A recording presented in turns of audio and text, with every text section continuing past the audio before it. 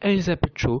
Lors de la lancement de la première saison de la série, les scénaristes se sont amusés à adapter l'histoire du Thalia noir, le surnom donné à Elizabeth Sword par la presse américaine. Pour connaître ce qui s'est passé, il faut remonter au 15 janvier 1947 au sud de Los Angeles. Elizabeth, une jeune actrice de 22 ans qui est retrouvée morte sur 2 morceaux, le corps sectionné au niveau du bassin. Jusqu'à maintenant, le meurtre est toujours resté inexpliqué.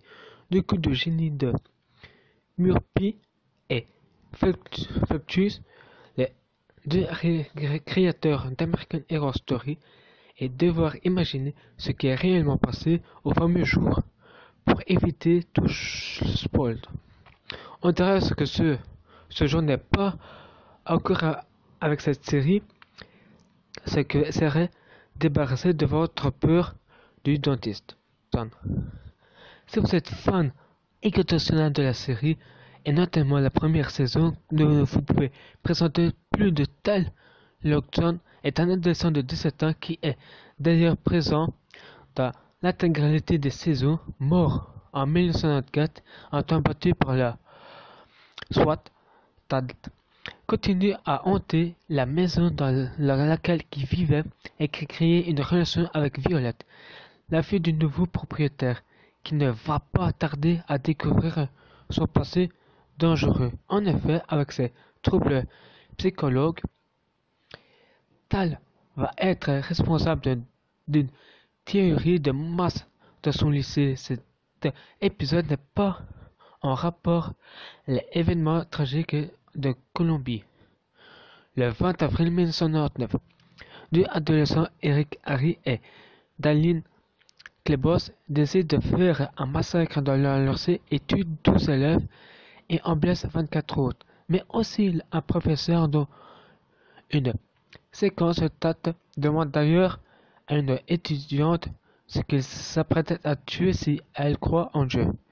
Comme le stipule plusieurs témoignages, cette théorie a d'ailleurs inspiré Gus Van Sant avec son film Elephant et Michael Moore pour son documentaire Bowling for Columbine. Olivier Tertson. Dans la deuxième saison, vous avez découvert Olivier Tertson, un psychiatre avec une calme dérangeant et totalement à l'opposé des comportements et reste de l'équipe médicale de Bircliff. Il est chargé de dresser l'état de la santé mentale de Kyle Walker. Ceux qui la déxouent, ce sont des cordonniers les plus mal chaussés. C'est vérifié avec Thompson. En effet, on découvre petit à petit qu'Olivier Tertson est finalement pas très sain d'esprit. On a développé une obsession pour les femmes âgées de 30 ans à la suite de ses problèmes psychologiques lorsque sa mère l'a abandonné lorsqu'il était qu'un enfant. Très vite, Olivier est devenu un tueur en série et utilise la peau de ses victimes pour refaire la déco de la maison. Ici, les scénaristes ne se sont pas inspirés de Valérie Delmore pour la déco, mais de Dead Gang.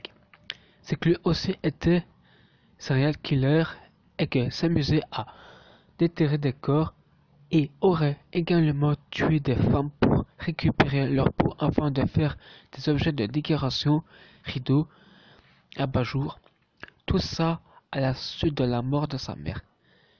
Eden Gang est inspiré les scénaristes du film Massacre à la tronçonneuse. Madame Delphine Lalaurie. Dans la saison 3, les spectateurs ont fait connaissance de Delphine Lalaurie, une mondaine de la Nouvelle-Orléans qui a particularité d'être sadique, dérangeante et raciste. Ici, les créateurs se sont directement inspirés de l'histoire de Madame Lalaurie, originaire de Loisir, et qui marquait l'histoire du XIXe siècle. Derrière ses grands airs, Madame Lalaurie maltraitait ses cinquantaine d'esclaves qu'elle était adorée, torturée jusqu'à la mort. C'était la suite d'un incendie que la police arrive sur place, découvre que ces esclaves étaient pendus, enchaînés, démontrés.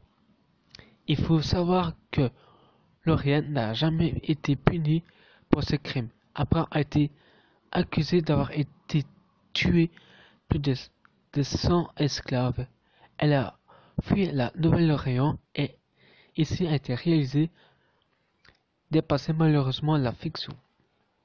Twisty, dans le lot monstruosité de Frank Shaw, dans la 4e saison American Horror Story, il y a Cedric le clown, porte costume et masque. Est-ce qu'il exerce en tant que serial killer dans la ville de Jupiter? Il adore kidnapper et enfermer dans un bus les enfants et va parfois même jusqu'à les tuer. Pourquoi il fait ça? Car il est protégé des enfants de leurs parents. Il essayait de regagner leur amour. Ici, Twisty le clown est directement lié à l'histoire de la vraie de John Wayne Carey, un serial killer américain surnommé Teen Clown Killer, qui a servi dans les années 1970 à Chicago.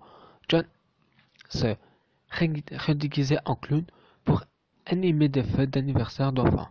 Le soir venu, il répondait à des pulsions meurtrières et tua 33 adolescents qui avaient fui de chez eux où se prostituaient. La police découvra après avoir été placé John sur écoute et après les plaintes de ses voisins pour une odeur fétide issue de son vide sanitaire qui avait été déposé de corps des enfants ligotés avec du tissu dans la bouche. Lors de son arrestation, il a déclaré ne pas avoir souvenir de nombreuses personnes qu'il a tuées. On peut présager il doit y en avoir beaucoup plus. L'hôtel Cortex. Dans la 5e saison, l'intrigue se déroule principalement dans l'hôtel Cortex après des déclarations de Ryan Mulcy. L'un des créateurs de la série se sont inspirés du Cecil Hotel de Los Angeles qui a une macabre réputation sur le dos. En effet, il aurait déroulé de nombreux suicides et des crimes, mais également des phénomènes paranormaux. Aujourd'hui, renommé le Stay On Man, l'hôtel a toujours été le même, encore fait parler de lui en février 2013. On retrouve Elina Lam, une étudiante de 21 ans, morte dans une cuve d'eau placée sur le toit d'édifice. La police a conclu à cause d'un accident. Les enregistrements vidéo de l'hôtel montrent que la jeune femme, dans état second, prend l'ascenseur et réagisse les bras. Ce fait que la jeune femme soit cachée dans le coin de l'ascenseur, non visible par les caméras, a favorisé de nombreuses spéculations concernant des causes de son décès. Dans la dernière saison en date de Lady Gaga, qui incarnait la comtesse propriétaire de l'hôtel Cortex, dictateur de la mode qui capture de sexe et de sang.